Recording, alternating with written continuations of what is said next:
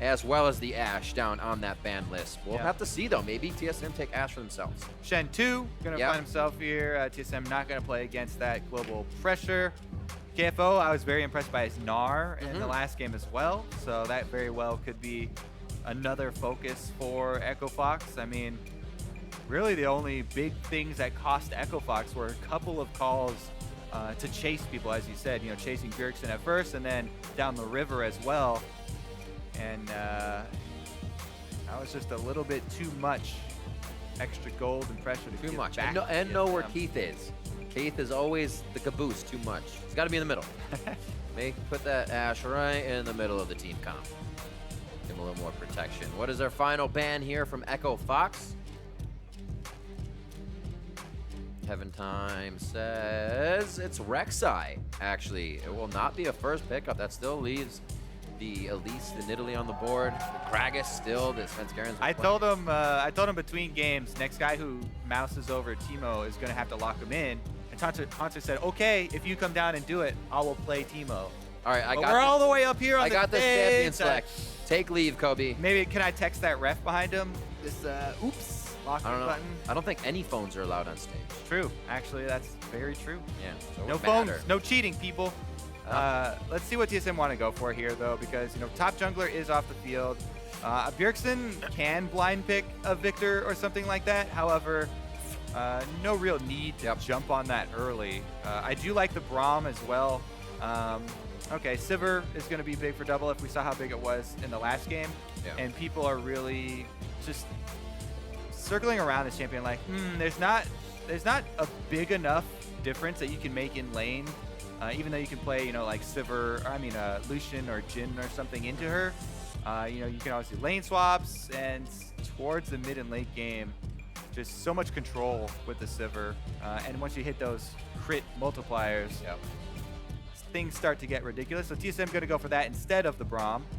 Meanwhile, Braum is one of the premier counters to Sivir. Not really in the lane, but putting up your shield and destroying the ricochet. I wonder what they decide to do. Jhin kind of acts the same as that Ashe in a way. You have hardly any movement to get out of a fight, but you can still start it from long range for your team. Slow multiple targets, get through that Sivir shield. Seen quite a bit of Jhin lately. Kez going back to his tried and true, the old Elise for him. Yeah, Kez on the Elise. He used to always go early Sightstone. We'll see if he actually goes for more early combat presence or does go super vision centric with the Elise. You know, when a lot of the other junglers, Reignover and Svenskeren, have been taking it, it's been mostly about invades and bullying the other jungler. We'll see how Kez decides to play this, because he's usually more of a counter gank, set up vision and control and track the enemy jungler rather than pick fights.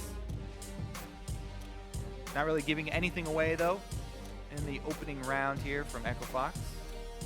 Big was really strong on the Braum in the last game, so I don't see the Karma not coming in here for TSM.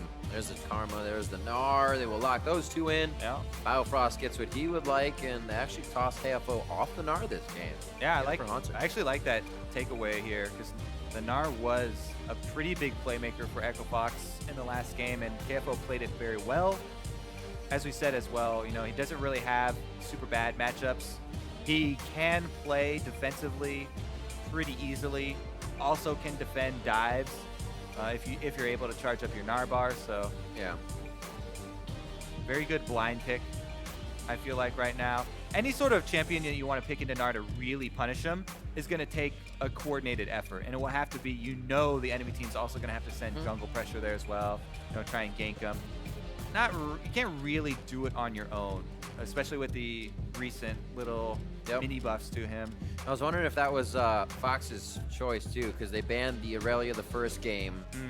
Take the Aurelia. We'll do something, you know. Yeah, because Aurelia is one of those ones that she can do it. Jax can also kind of do it early on. You can kind of bully him, but Gnar can go defensive, boomerang spam.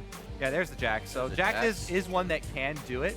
And they do have an Elise as their jungler, so that's a very real possibility. They could try and camp this Gnar. You know, Jax is going to get a lead, and Jax can bully Gnar early on. Up to like level 5 or so is where Gnar can really comfortably just spam boomerang. from afar, but early on, Jax should have control, and if the Elise goes up there, you know, you get a Jax going up in that top side, you turn him into that split push menace. Yep. Hook KFO up with Rift Herald, and he's off and running. What do we got from the side of TSM? Taking all of the time here. Through their countdown, we did see the Taliyah Gragas first being hovered, and it will be the Taliyah Gragas. So still a lot of movement coming in for this TSM team. All right, more Taliyah. Bjergsen already was able to display some Taliyah strategies here for TSM in North American LCS. And Gragas here is also going to be able to add the extra champion movement with the ultimate, you know, bounce people around, up over the wall. Gnar can Gnar people into Taliyah's wall. A lot of options here for the TSM squad that they're showing. But really, you know what's core for them is this Sivir and Karma. Once again, they're going to build their whole team around this. Svenskeren's going to take up that Gragas once again. Plenty of initiation here for the likes of TSM as far as the team fights go. What really is the question that's left up in the air for EchoFox, let's do it, is the split push. And not only the split push from Jax, as we were talking about, but now they've got the Kassadin. He has teleport. You can make those plays in the side lanes to try and get going early. But also, you know, maybe you can try and answer this Taliyah as far as the roaming goes. The Kassadins have been roaming around in other regions, and now we're going to see Froggen pick this out. I'm excited to see this matchup.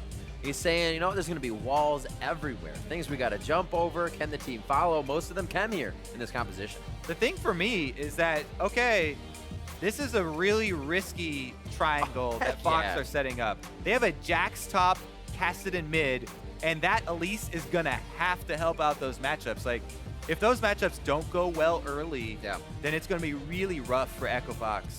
And the one thing to me that always stood out about Kassadin and most other people is that he doesn't have the wave clear, so you can push him in. Taliyah right now in the current state sheet has really good wave clear. Even level 1 can one-shot the caster minions with her Q. So I would look for TSM to go with their same old strategy where they shove up their lanes, you know, get control that way, try and deny Froggen CS under his turret. Get the pressure in the jungle as you push him up, see if you can just stall him out right in the beginning. While you see the compositions on your screen, once again, head over to Twitter, make sure you cast your vote, hashtag TSMWin or hashtag FOXWin. Also, hashtag LCS Big Plays. I'm still learning. Everybody else tag it as well at LOL Esports. We're going to get into game 2. We're about to be on the rift for TSM versus EchoFox. EchoFox put up quite a fight in game 1. We're going to be hitting the rift here in game 2 with TSM in that 1-win momentum. Can they keep it going, and can they take that NA LCS win record? Ooh, interesting. TSM actually going to come out with 5-man level 1 rather than the normal defensive spread here. Go for an invade up on this red quadrant here of Fox. Let's see. They're splitting, trying to find the duo lane to see if the duo actually were going to come check. But no duo found for TSM, and they're going to group up and press through with 5. They should be able to get their heap wards down. Now, EchoFox, we mentioned the pitfalls of a champion select like this, where you've got this Jax that you want to get going, and as well the Kassadin. There are upsides as well. If you can get Kassadin those early kills, really starts to snowball. And Froggen does have teleport. So we'll see if they can try and manage that. I like the choice of Elise there. Cocoons, lock people down, get the slows, get the kills. Yeah, and then Keith is on that mobile Lucian. Can kind of fend for himself there as Big decides to create a fissure, try and spread the team fights away. Really, though, it is going to be about the splitting here for EchoFox. They don't want to fight the 5-man TSM squad. And that's the thing, too. Kind of puts you on that timer. TSM knows exactly what that composition is capable of and not capable of. So they, like you said, will be pushing up in this early game. We're going to get the matches in the top side for standard lanes. I'm liking it. See who takes control here. We'll see how the mid lane fares as well, since it should get a little bit of jungle action now. Yeah, there's the early shove from Taliyah. Bjergsen takes down the wave. Oh, pretty good harass there from DoubleLift and Biofrost as they find the 2 versus 2 with their deep wards and get in that the cash early money. Shove here. It matters so much whether Karma hits the first couple, you know, mantra Qs. Yep. He's gained dominance in lane now. And the Sivir, once Sivir gets control of the wave and starts it pushing, you can't really get control back. What a spot for it to be in as well. Just outside your turret, they can put enough damage on you to maybe get a kill. You have to stay back. Oh, against the wall. It's actually very hard to stand against a wall against an opponent who can throw straight projectiles because you're telling them where you're going. And they're doing a really good job. If you look at the angles that DoubleLift and Biofrost are taking, Biofrost set up that the boomerang there from DoubleLift with a Q of his own. Down bottom, though, there's that early action we were looking for in the Jax lane. That would have been a Narbar, too. Interesting timing there for KFO and Kez, but they get out, and so does Hauntzer. Yeah, Hauntzer's gonna have to play that defensive mode Gnar now. Spam your boomerang. Yeah, you're gonna lose out on a few CS, but do not let Jax get the early kill on you, because if he does and has the extra item advantage to continue all ins, then it gets pretty hard, and he'll punish mini for him. Here goes Kez, though. There's the triangle between mid lane and what is now bottom lane. Yep. That we're kind of trying to set up for Kez. Makes his visits to both solos. Hauntzer, though, is given back. It's good. Nice counter-strike, stop Hauntzer from adding any more. He also avoids a good bit of minion damage. Yeah, plus KFO, you know, starts channeling his corruption potion. And once the counter-strike goes off and does the damage, it gets his extra burn damage from corruption potion. So pretty well traded there by KFO. After he cleans up the minions, he should be able to do just fine in that lane. Pretty deep ward there from TSM as they spot out Keith and Big. Going to lifesteal off the Krug. Froggen was going to back, but he'll take one more wave. Bjergsen already has. He comes back with a quick Negatron cloak. Make sure Froggen can't just pop him out of lane with that damage from Kez. So they'll be a little mistimed in this, but the teleports may come into play for Froggen. Yeah, I'm excited to see this counter pick that Froggen has prepared for Taliyah, because we haven't seen much Taliyah, you know, at this level. Pro play definitely different from regular rank Q. See, Hauntzer doesn't even have a ward, but he knows. I am Gnar. I just blew my flash last time. This is the defensive boomerang spam play style. You have to set up once you are down like that, and Kez is going to back off because Hauntzer is playing so defensively and sacrificed a few minions, but there you go. You take jungler pressure, you don't die, and your cannon minion barely lives for you. Great. That is superb news Help for the the top push. laner. Yes. A valiant minion. Oh. Could have just stopped short. See? Patience. Uh-oh. Now he's got a jungler coming down. Big guy creeping. So's Kez.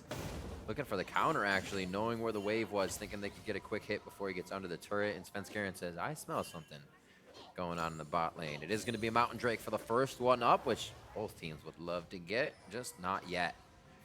This matchup is interesting, as you said before, because Froggen, you can dodge a lot as Kassadin, but then you can also dodge onto worked ground, so Bjergsen won't get as much out of his volleys as well. So it's kind of a game where you're playing against Bjergsen, but also trying to be in a position where he has less and less ability to use. Yeah, Froggen's been doing really well in this matchup. He's almost to that level 6 breakpoint that you want so that you actually have kill pressure. Up until this point, it's just farm hard, try and use my first teleport to get back to lane so I can actually get to my level 6. Yep. Now he's right within that point, and it's going to allow not only the kill pressure, but it's also going to allow him to play a little bit more aggressively and try and extend a bit more for CS. Where we have, I was like, where's Hauntzer? He's down in base, coming back in. 43-40 is KFO actually has a very nice hold on that wave in the bot lane to get himself back up. Froggen sees Svenskeren, catalyst for him to start off. It looks like it's not going to do too much just yet. Yeah. Stacking time, though. Froggen also is just maxing Null Sphere for the trades that he's going to try and take with Taliyah rather than, you know, putting any early points. He just has that 1 point in the Force Pulse for the AoE. He's really focusing on that trading 1 versus 1. Here goes Kez again. So heavily attracted to this bottom lane. But again, both lanes know this. That's one of the things I say, yeah, you can get someone who can try and pressure a Gnar, but both teams are going to know that that's going to require the extra presence of the junglers. And Hauntzer's doing a very good job of playing defensively, and he's not even that far behind in CS. He's had to give up some, but the boomerang spam is just too reliable. Yeah, he should have a pretty decent wave collapsing in on him as well. Kez into the jungle as he knows his top side is being invaded and keep him big. Playing a little bit more careful, knowing that they don't have as much control as they would like up there. Yeah, I mean, the duo lane is the one that's really paying the price for Kez's camping bottom. Kez has been spotted bottom pretty much 24/7. The entire game, basically. And that allows DoubleLift and Biofrost, who had early control of the lane, to really pull the trigger. This is also level 6 Gragas. Time to party. Here comes Bjergsen as well. He is weaving walls up to the top lane. It'll be the first one to DoubleLift. Can they capitalize? It is a volley and an auto from Bjergsen onto Biggs. Svenskeren gets the heal in. A very nice save there as he almost goes down to Froggen's roam. Hez trying to push mid lane as Echo Fox scramble to get something off of this play. And again, TSM always looking to identify that point of weakness as early as possible. Kez spotted for the bottom, on the bottom side for like the 4th time. Svenskeren's been up in that jungle. He already counter jungled and put down wards. This time, he's able to hit level 6 first because he hasn't been spending as much time, trying to camp. There goes Bjergsen though. Whoop. There you go. Arrive on the surfboard, and DoubleLift does most of the damage. Whoop, whoop. Is that what it sounded like? Whoop, whoop. Yep, that's what those little pebbles sound like when you try and dash over them. Braum there, you can see any sort of move dashes like that over Taliyah's field are gonna kill you. Boomerangs were coming through though, so he was kind of, damned if you do, damned if you don't situation. I guess those ones are actually more ice than they are pebbles. But regardless, ice pebble. KFO though is going to be able to get up this Glimpse of the Void. That is what they put so much of their effort in with this champ select, right? They're like, you know what, KFO, you love playing your carries, you want to split push. Here you go. We're going to play the Jax. We're going to camp for you. Oh, Froggen comes in actually, and they hand it off. Yeah, the 1-3-1 time. That's the benefits of being the elder on the team, I guess. It is my time to split push, KFO. You got all the ganks. I shall take the buff. See if Froggen can make this gank up top work. Once again, Hauntzer, defensive play, has the ward down, sees him, teleports to the other side. Whoa! Keith has nowhere to go. Svenskeren behind him once again. Deja vu, but the other side of the map. And now they're on to Big once again. Rinse and repeat for Team Solomid. They play to the strong side. Once again, Hauntzer's like, you know what? I see them coming on my ward. Everybody from Echo Fox, or at least the majority of Echo Fox, everybody except for the 2 who died, we're up on the top side. He's like, you know what? Overload the bottom side. Let's kill them again. We know they don't have escapes. Woo! Ay, ay, ay. So much catch there. If she was able to shove one back, Froggen could still bounce his way out. And see this bot lane again, just so forceful. Yep. Getting poked down again under the turret. Then they make the call. Teleport comes in, and they isolate. Nice try. There's nowhere for the Echo Fox bottom lane to go. TSM recognized the focus that Echo Fox are trying to put on Jax on the top side. They pay him back on the other side of the map. Plus, Hauntzer's only down, 10 CS? That's not so bad. 8. Good try there from Echo Fox, though. Valiant effort, especially in game number 1. This game, they took a big risk. We said it was a risky champion select, and it is starting to go against them. So it's going to look like a pretty snowball-y game, because of the risk that they knowingly took. And they're like, you know what? We're going to try for this Jax Kassadin. If it doesn't work out, then yeah, maybe it'll be a spectacular failure. But we said they don't have much to lose, and they're down for taking these risks. Plus, they still have a chance. Froggen could make a good teleport play. KFO's teleport's coming up kind of soon. Uh-oh, Keith though. Whoa. It feels like there's nowhere to go for this Fox bottom lane, as Big and Keith have had to fend for themselves, and there is now literally nowhere for them to go under the turret. They are toast. They dropped the wall, realizing Svenskeren still needs to get through, but it may have cost them too much time. No tower aggro. DPS follow through. Keith has fallen, and it looks like they're going to be able to get out of that and find this turret shortly after.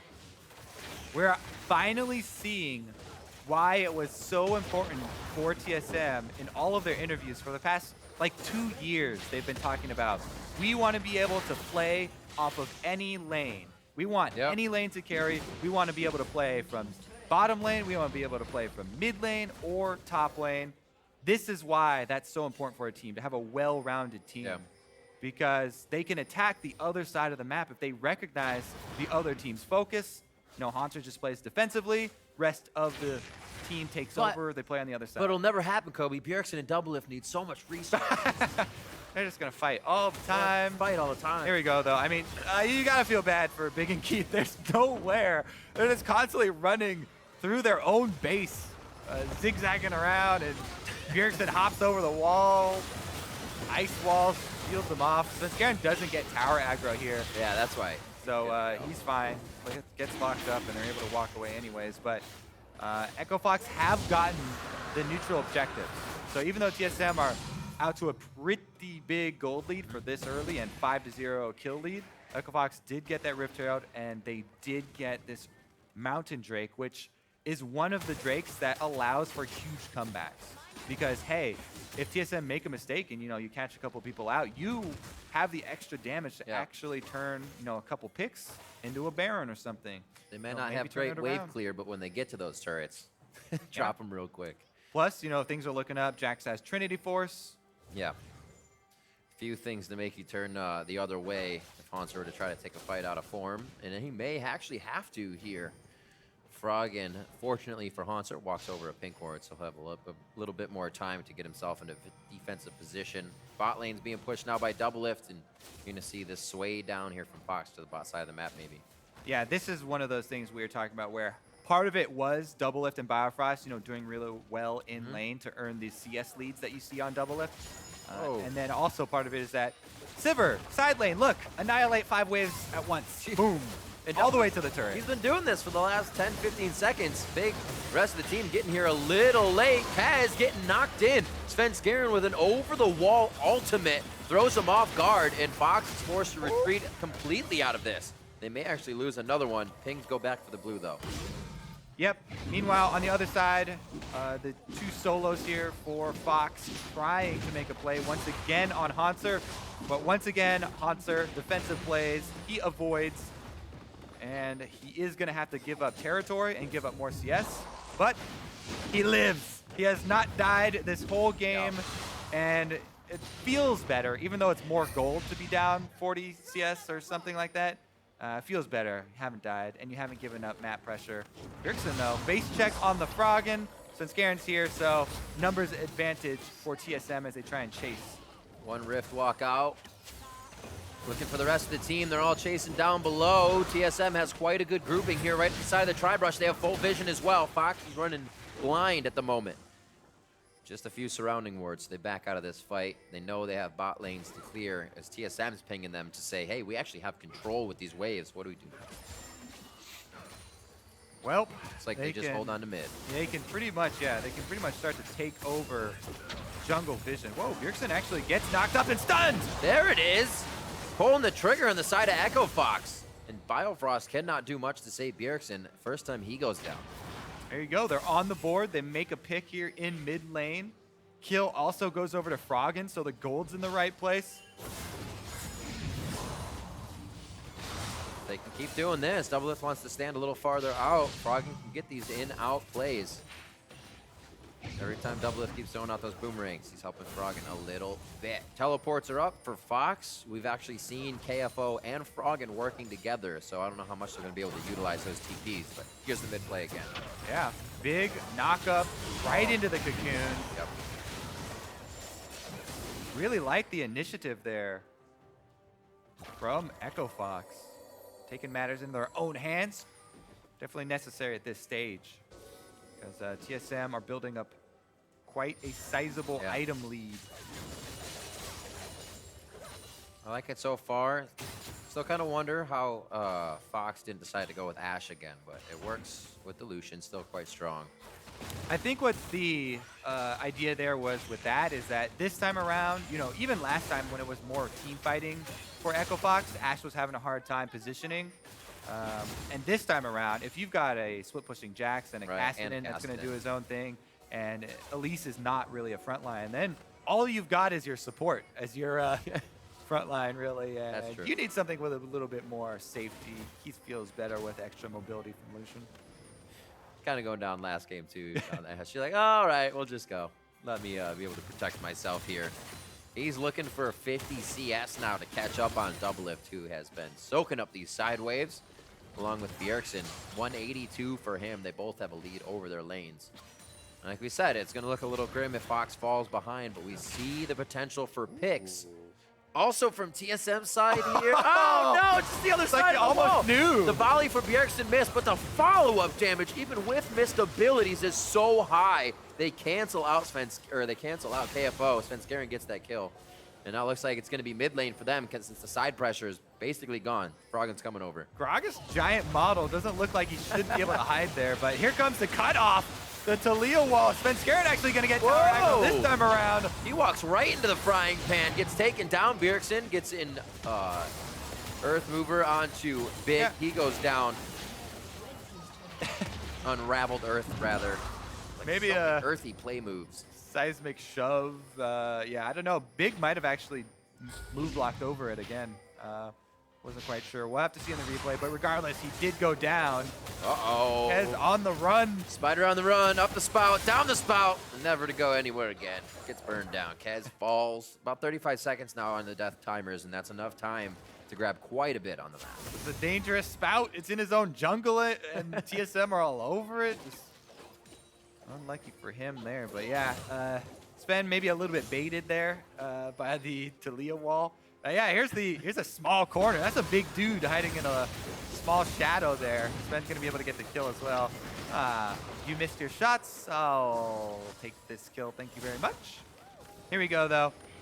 This is the cutoff wall, but it actually ends up being all that happens is Sven is isolated with the Echo Fox members too far away from the rest of the TSM team. Big puts up the wall. He flashed in and then.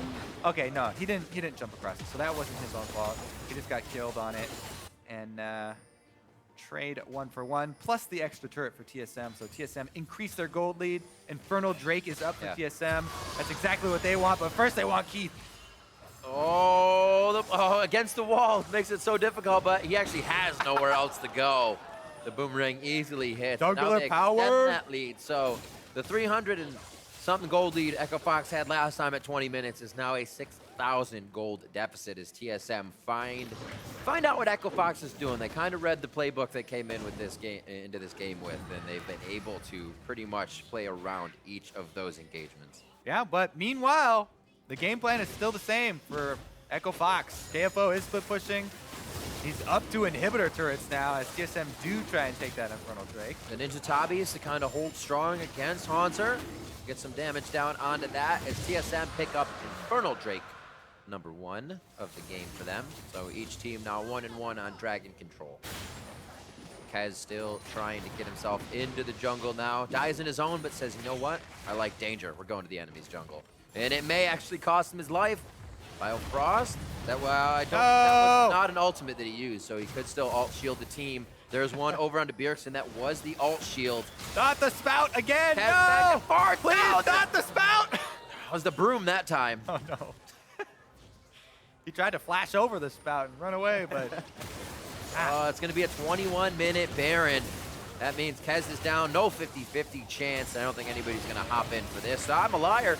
There we go. The TP's coming down. That's going to be from everybody Froggen. get in here! He's in. Froggen's very low. Flashes to the backside of the pit. It's going to get hit. Oh my God. KFO gets the Baron.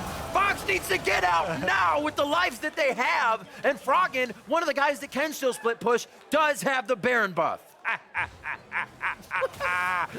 That is hilarious. It was at 9 health because they killed Svenskeren first, so they killed the TSM Smite. And the Baron, when you actually see the Baron regenerate from 9 health to like 20 something. All right, let's look at this. Everybody's in there. They focus down Sven. Sven dies before it goes under 900. Then it's at 400, just sitting there. Everybody's trying to fight. Focus on the team fight. There's so much chaos. 17 health, 20 health. Hey, look at that. Boom, got it. Sick. Oh my word. Still a lot of kills picked up by TSM. The gold lead is there, but the minion wave pushing becomes a little bit harder. They have a little bit of a pause button now here, but I'm not sure Echo Fox can really use this to too much advantage. They can stop Froggen now that he doesn't have a teleport and just take the fight to him. This is some great breathing room for Echo Fox. Yeah, that is true. Especially since they're the team that wants to spread the map and pressure with their double teleports, their split pushers. Now you have Baron on at least Froggen. Let's see. Yeah, KFO lives. No, KFO died, so he doesn't have it, but Froggen at least does have it. So you can have, 2 sections of buffed up minions with Keith holding mid. They're still going the same way too. Looks like they're gonna hover on that bottom side. You might be able to take out Froggen, but you can't take out Froggen and KFO. Oh, Kez. Looking real low. Kez needs to get out of there. And, Froggen's actually looking to route around if Hauntzer was there already. TSM answering to the top side. They're on second tiers. And now with the Lichbane and Triforce, it's actually pretty fast that KFO and Froggen are going to take these down with the Mountain Drain. Yeah, what Fox want right now are objective trades, because they're still really behind in gold. So, they just flood the map with more gold going down by trading a bunch of turrets. And they're very happy to get that extra little bit of cash. KFO actually wants more than that. Oh, and the reason being, TSM stayed for an inhibitor turret. Now they're going to try and cut off the split pushers. Can Hauntzer stop the recalls? Because if TSM close off this retreat here... KFO has to start now. He has an 8-second back. It's a 4-second going in for Froggen. He can get out of this with a Rift Walk any way he wants, but KFO, he's here for the fight, and they took too much time. Can the rest of the team push down mid? Is it low enough? It looks like it still has, no, not enough health. They should be able to go for it, but don't take the time to. Froggen trying to delay them so that they can try and get mid pressure, as you say. He's trying to delay them, but he's only one Kassadin, and he can't do enough. Bringing them back to the team, too, so they're not going to be able to push the turret, even if they wanted to. Could have taken that route down through the Dragon area. Yeah. They still would have probably met TSM members at the turret due to the push, but 25 minutes in, Fox tried to bite back and get a little bit of the structures on the board. Still 7-4 in turrets, however, so all that gold for TSM. Yeah, TSM still a very good handle on this game. The main door wide open here. They're all sitting on over 1,000 gold right now, and they're still in Echo Fox's base. At 2,000 for DoubleLift, 507, but they're ready to take the fight. Yeah, they want to get the inhibitor before they leave here. Might get chased off, though. Yeah. Echo Fox want them off their lawn. Froggen's going to go down here. I don't think he can get much done, though. Maybe they hold on to this outer... Oh, there's no turret there. Hold on to the rubble. I remember I once had a turret standing here. The memory. Those were good days. TSM keeping up the pressure, though. There goes Sven. This will lead into that middle inhibitor turret, if they want it. KFO is trying to come over now. Could get the side swipe through the gate on the fight. Rappel goes up for Kez. He's used his disengage, and the wall goes over. We've seen this quite a few times, but the minion wave a little too far back for the use here. Nobody saw that. KFO. A little laugh over, but he still knows this is going to go down. They say, yeah, you want to laugh? You want to laugh about this now? They start taking the base 25 minutes in. TSM is making Echo Fox work for this game, too. And they leave. Yeah, TSM are just throwing ultimates at the ground here. Bjergsen first, then Hauntzer, Gnar's all the minions. They don't really need those. And they do end up getting an inhibitor before they leave the base, so #1 goal completed for TSM. Now they can go back, spend all that money you were talking about. DoubleLift actually, since they're so far ahead, doesn't get Infinity Edge, gets the Bloodthirster for the added survivability. Feels like he has plenty of damage because they're so far ahead anyway. Would just rather keep his zero in the death column. I don't know what I was going for there. Here we go, though. KFO's going to try to split push. I love you. I was like, he's going to get this. He's got it. There we go. Infernal #2. Let's stack that one up. And that will complete the snowball roof. Funny how... not getting any easier. Yeah. Open inhibitor in mid, too, so very clear path here for TSM. They try and close in on the Echo Fox base. Sven does not have flash this time around, though. So Keith should live a bit longer. Minion waves actually pretty far out. Fox have a little bit of time to play with here, but they can't get onto DoubleLift. They know he'll shield off whatever initially comes out. Culling, barely hitting a few, more like the tickling, and it looks like Hauntzer is gonna get locked up during that one. Did not ult, however, but the disengage from TSM, they say do not want. Oh, big wants. Froggen wants, though. He's in. Zanyas goes down for himself. Hauntzer is trying to wallop onto him, and they bop back KFO. Counter-Strike is up. A few dodges there. He actually stays alive. Hauntzer with the flash chase. The boomerang comes up. Doesn't even need the hyper hit. And it looks like 50 seconds on the clock means TSM can stay for the long haul. And these Nexus are going to be falling just as fast as the Fox members. They're trying to get to the base for the HP. We do have the home guard on right now, and they are not going to be able to use too much of it. Stopped immediately coming out of the base. The turrets are going down to super minions as TSM continues to get the kills on the stat board. After Froggen now making sure he can't do any AoE damage. The next turret is in TSM's eyes, and they will not let a repeat happen of the first time they faced Echo Fox with a loss. It's a 2-0 coming through this time, and they're going for a few more kills. Look at the Nexus, gentlemen. It's almost dead, and there they go. 28:30 on the clock. TSM 2-0 over Echo Fox. TSM once again. This game, very, very clean from them. A lot more impressive win from the very early stages of the game. I had to say, Hauntzer's play, it's rare that you're really, really impressed by a super defensive play. But with Echo Fox throwing almost all the ganks at him for the first 20 minutes of the game, he was able to play defensively, get that boomerang spam in for Gnar, and actually does not die the entire time. Like you said, Kobe, I think you put it real succinct when you said TSM have always been looking for this. A lane, each lane that can carry. Just a concise statement, and that's what they have found now. Each lane that can step up, whether it be Hauntzer, whether it now be the duo lane, or the mid. And we've even seen it come from the jungle and just have it cascade to the lanes. TSM have really found something special here with the team they brought into the summer split. They really do. They just seem so versatile, which has been one of the things that a lot of really top teams have lacked. Even teams that dominate their own regions sometimes lack that versatility, or just because they don't need to show other things, fall into a pattern and get a little complacent with their pattern. TSM have not gotten complacent. No, they haven't. We've heard in past splits where we want to try something different, but they're actually not even in a position to have that happen. They don't have those negative thoughts. They say, actually, how do we just keep bettering ourselves? Hearing, do what you're doing, just do it better because it's already good, is way better than you actually have to fix this, and this, because then you try to fix all those things at once, and nothing really gets fixed. It's all kind of half-fixed.